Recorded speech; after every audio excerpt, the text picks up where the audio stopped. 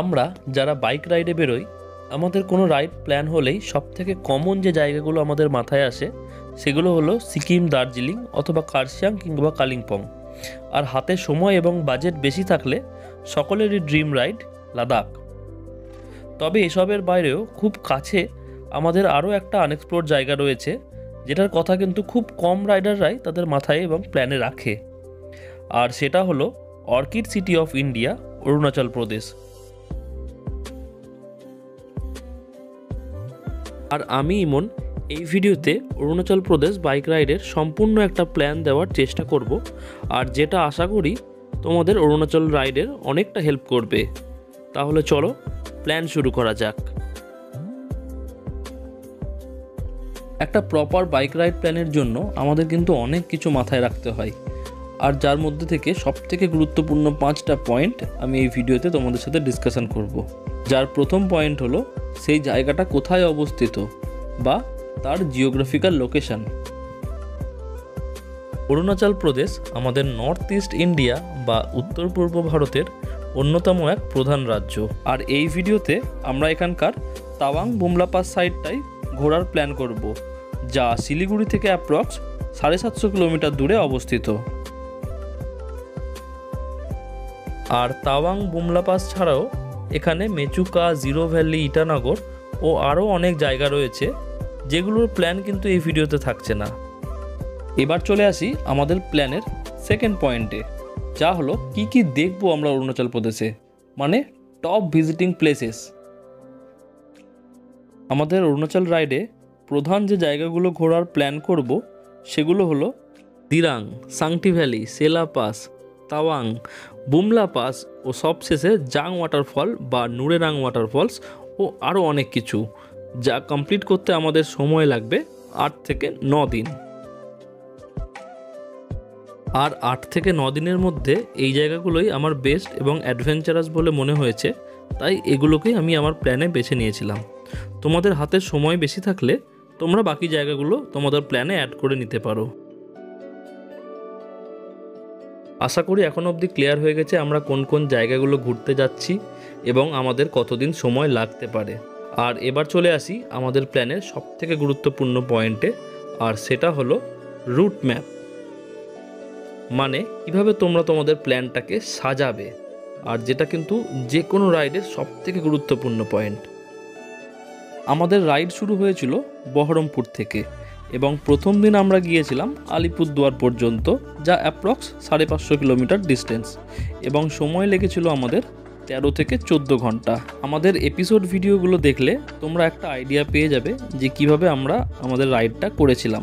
আর কলকাতা থেকে যারা আসছো তারা আলিপুরদুয়ার পর্যন্ত না আসতে পারলে শিলিগুড়ি পর্যন্ত চলে এসো, আর যে ডিস্টেন্সটুকু কম কভার হলো সেটা তোমরা পরের দিন কভার করে দিও। এবার চলে আসি ডে 2। দ্বিতীয় দিন আমরা আলিপুরদুয়ার থেকে উদালগুড়ি পর্যন্ত এসেছিলাম এবং যার কিলোমিটার হয়েছিল 310 কিলোমিটার মতো।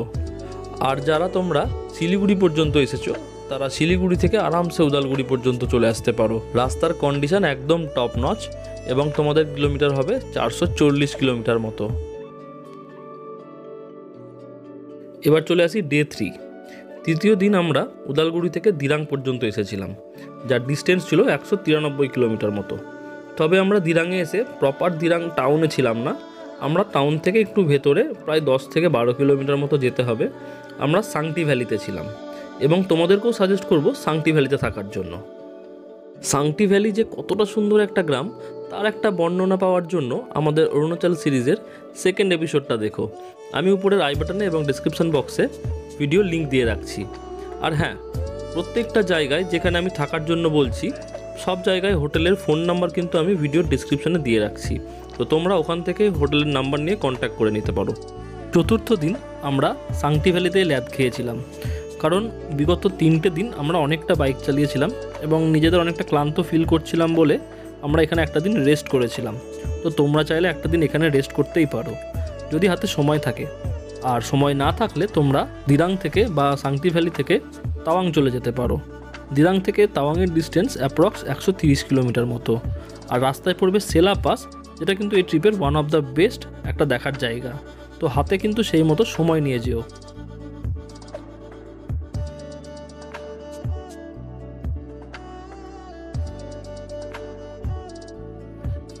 পঞ্চম দিন আমাদের প্ল্যানে থাকছে তাওয়াং টু বুমলা পাস এবং আবার তাওয়াংয়েই স্টে, যার আসা যাওয়ার ডিস্টেন্স হবে অ্যাপ্রক্স 80 কিলোমিটার। আর যেহেতু Bumla pass India China border, তাই সেখানে আসার জন্য কিন্তু পারমিট করাতে হয়। আমাদের পারমিট তুষার বর্মন নামে এক দাদার থেকে বাই ফোনে কন্ট্যাক্ট করে আমরা করিয়েছিলাম এবং তার জন্য আমাদের একটা দিন কিন্তু সেভ হয়েছিল। নিজেরা পারমিট করতে গেলে একদিন তাওয়াংয়ে স্টে করে ওখানকার ওয়ার মেমোরিয়াল অফিস থেকে পারমিট করাতে হয়। তোমরা চাইলে তুষারদার সাথে কন্ট্যাক্ট করে তোমাদের পারমিটটা করিয়ে নিতে পারো। আর তুষারদা খালি আমাদের পারমিটই না, তাওয়াংয়ে হোটেল এবং খাওয়ার ব্যবস্থাটাও করে দিয়েছিল। তোমরা চাইলে সেটাও করাতে পারো। দাদার সার্ভিস কিন্তু এ ক্লাস। আমি তুষারদার নাম্বার ভিডিও ডেসক্রিপশানে কিন্তু দিয়ে রাখছি। এবার চলে আসি ডে 6। 6 নম্বর দিন আমরা তাওয়াং থেকে শেরগাঁও এসেছিলাম, যার ডিস্টেন্স ছিল 216 কিলোমিটার মতো। আর রাস্তায় পড়বে জাং ওয়াটারফলস, আর যেটাও কিন্তু এই ট্রিপের আরও একটা অন্যতম দেখার জায়গা। তো এটা কিন্তু কেউ মিস করো না। জাং ওয়াটারফল দেখে তোমরা আরামসে সন্ধে কি বিকেলের মধ্যে শেরগাঁও চলে আসতে পারবে। এবার চলে আসি ডে 7। 7 নম্বর দিন আমরা শেরগাঁও থেকে এসেছিলাম বঙ্গাইগাঁও পর্যন্ত, যার ডিস্টেন্স ছিল অ্যাপ্রক্স 300 কিলোমিটার মতো। আর যারা কলকাতা পর্যন্ত আসবে তারা শেরগাঁও থেকে একটু সকাল সকাল বেরিয়ে বঙ্গাইগাঁওয়ে স্টে না করে তোমরা আলিপুরদুয়ার অথবা বারোবিশা পর্যন্ত চলে আসতে পারো।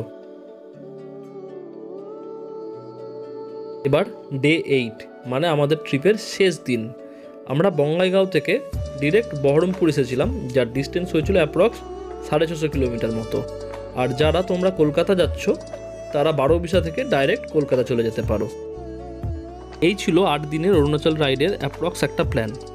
এবার তোমাদের সময় এবং সুবিধা অনুযায়ী তোমরা নিজেদের প্ল্যান রেডি করে নিও। আশা করি অরুণাচল রাইডে কোথায় কোথায় থাকা যাবে এবং কিভাবে রাইড করবে সেটা সম্পর্কে একটা ক্লিয়ার ধারণা তোমাদের হয়ে গেছে।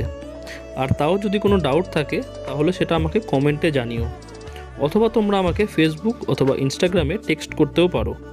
আমার ফেসবুক এবং ইনস্টা আইডি আমি ভিডিও ডেসক্রিপশনে দিয়ে রাখছি। এবার চলে আসি আমাদের নেক্সট পয়েন্টে, আর সেটা হলো কোন সময় অরুণাচল রাইড প্ল্যান করবে, মানে পারফেক্ট টাইম টু ভিজিট। পাহাড়ে পারফেক্ট টাইম বলে কিছু হয় না, কারণ ওয়েদার কবে কখন কেমন থাকবে সেটা কেউই বলতে পারবে না। তবে কোন সময়ের মধ্যে গেলে ভালো হয় সেটার একটা আইডিয়া তোমাদের দিয়ে দিচ্ছি। আমরা গিয়েছিলাম 5 নভেম্বর মানে নভেম্বরের প্রথমে, আর তখন আমরা বরফ ও স্নোফলস দুটোই একসাথে পেয়েছিলাম। তাই আমার মনে হয় নভেম্বরের শুরু থেকে ডিসেম্বরের শুরু এই সময়ের মধ্যে গেলে তোমরা একটা সাদা ও সবুজ দুই সংমিশ্রণের পাহাড় একসাথে পাবে। আর তার আগে গেলে বরফ পাওয়ার সম্ভাবনাটা অনেকটাই কম, আবার পরে গেলে অতিরিক্ত বরফের জন্য পারমিট বন্ধও থাকতে পারে। আবার ডিসেম্বরের পরে মার্চ থেকে মেতে এই সময়টাতেও তোমরা একটা ভালো ওয়েদার পেতে পারো, কারণ সে সময়তে স্নোফল একদম বন্ধ হয়ে যায় এবং যে স্নোগুলো পড়ে থাকে তো সেইগুলো গলতেও অনেক সময় লাগে। তাই মে মাস অবধি তোমরা একটা ভালো রাইড এনজয় করতে পারো। আবার মেয়ের পরে তখন কিন্তু বর্ষা চলে আসে, তখন কিন্তু রাইড করাটা একটু রিস্কি হয়ে যায়। এবার চলে এসেছি আমাদের প্ল্যানের একদম লাস্ট পয়েন্টে, আর সেটা হলো বাজেট। দেখো, বাজেট এক একজনের কাছে এক এক রকমভাবে ভ্যারি করে। আমাদের সম্পূর্ণ সিরিজ দেখলে তোমরা বুঝতে পারবে যে আমরা কেমন ধরনের হোটেলে ছিলাম এবং কেমন খাওয়া দাওয়া করেছি। আর আমার 160 সিসির বাইকে ডাবলে গিয়ে আমি অ্যাভারেজ 40 মাইলেজ পেয়েছিলাম, আর টোটাল ডিস্টেন্স আমরা কভার করেছিলাম অ্যাপ্রক্স 2500 কিলোমিটার মতো। আর সম্পূর্ণ এই রাইডে আমার থাকা খাওয়া এবং পেট্রোল নিয়ে খরচা হয়েছিল আমার এবং মাম্পির দুজনের 30,000 টাকা, মানে 15,000 টাকা পার হেড।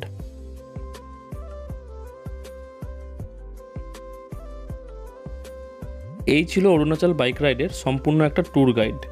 যদি ভিডিওটা ইনফরমেটিভ মনে হয় তাহলে যারা বাইক রাইডটাকে ভালোবাসে এবং নেক্সট পাহাড় প্ল্যান রেডি করছে তাদের সাথে শেয়ার করে দিও। আর চ্যানেলে যদি নতুন হয়ে থাকো তাহলে চ্যানেলটাকে সাবস্ক্রাইব করে সঙ্গে থেকো। আর কোনো ডাউট থাকলে কমেন্টে জানিও, যতটা সম্ভব আমার দিক থেকে হেল্প করার চেষ্টা করব। টিল দেন, মি ইমন, সাইনিং অফ, এক্সপ্লোরিং প্যারাডাইস।